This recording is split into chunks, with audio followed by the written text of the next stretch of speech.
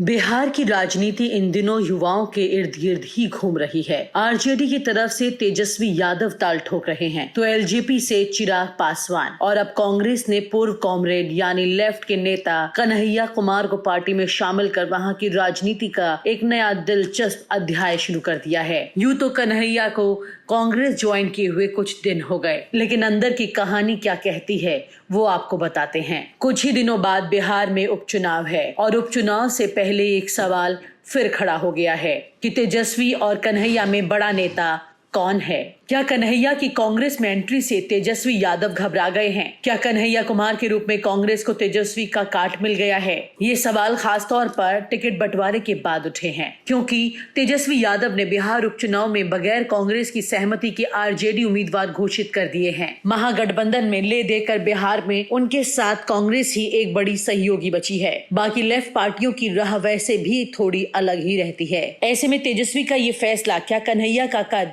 छोटा बनाए रखने की राजनीति का हिस्सा है? बिहार में युवाओं की पौध की बात करें तो सीपीआई में कन्हैया को किनारे किए जाने के बाद चिराग और तेजस्वी के बीच ही सियासत की धुरी घूम रही थी, मगर चिराग अभी चाचा पारस के साथ पारिवारिक और सियासी दोनों ही संग्रामों में व्यस्त हैं। ऐसे में तेजस्वी के लिए फ्रंट फुट पर खेलना आसान था, क्योंकि भाई तेज प्रताप की बगावत के बाद भी लालू का समर्थन उन्हें हासिल है। लेकिन अचानक से कन्हैया को कांग्रेस ने पाले में शामिल कर इस धुरी को त्रिकोणीय बना दिया है और कन्हैया कुमार भी बिहार में होने वाले उपचुनाव के प्रचार में तेजस्वी यादव पर हमला करने से चूक नहीं रहे हैं। हाल ही में उन्होंने बिना नाम लिए तेजस्वी पर तीखा हमला करते हुए कहा कि एक पढ़ा लिखा इंसान लठैत की भाषा बोलता है। ऐसे में तेजस्वी के सामने अपनी बादशाहत को दिखाने के लिए बिहार उपचुनाव ही सबसे मुफीद समय है। शायद इसलिए तेजस्वी ने बिहार विधानसभा उपचुनाव की दोनों सीटों पर बगैर कांग्रेस की रजामंदी के अपने उम्मीदवार घोषित कर दिए। फिलहाल कांग्रेस कन्हैया को बिहार प्रदेश कांग्रेस अध्यक्ष बनाए जाने की बजाय पार्टी का चेहरा बनाने में जुटी है।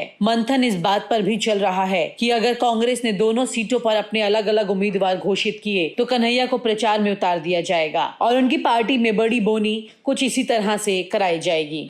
अगर ऐसा हुआ तो तेजस्वी और कन्हैया आमने सामने दिखाई देंगे। कांग्रेस वैसे भी राष्ट्रीय राजनीति में बीजेपी के बाद दूसरी पार्टी है। ऐसे में कन्हैया को तो फायदा मिलेगा ही, कांग्रेस भी एक तीर से दो निशाने साध देगी। तो इधर तेजस्वी के सामने भी कम चुनौतियां नहीं हैं। एक तरफ तो वो घर में ही घिरे हैं, क्योंकि बड़े भाई तेज प्रताप ने बगावत का बिगुल बजा रखा है, तो दूसरी तरफ आरजेडी को अकेले दम पर लेकर आना और खुद को सफल युवा नेता के तौर पर साबित करना, इन चुनौतियों से तो तेजस्वी को पार पाना ही होगा। लेकिन कुल मिलाकर के ये कहा जा सकता है कि तेजस्वी यादव के सामने कांग्रेस ने खुद ही मुश्किलें खड़ी कर दी हैं। वही कांग्रेस जिसने तेजस्वी के साथ गठबंधन में चुनाव लड़ा था और उसका फायदा कांग्रेस को ज्यादा तेजस्वी को कम हुआ था। लेकिन अब तेजस्वी यादव के सामने वही कांग्रेस कन्हैया को लाकर कुछ नए ही संकेत दे रही है। इससे गठबंधन का जो रूप था उसमें भी कई दरारें सामने दिखाई देने लगी हैं।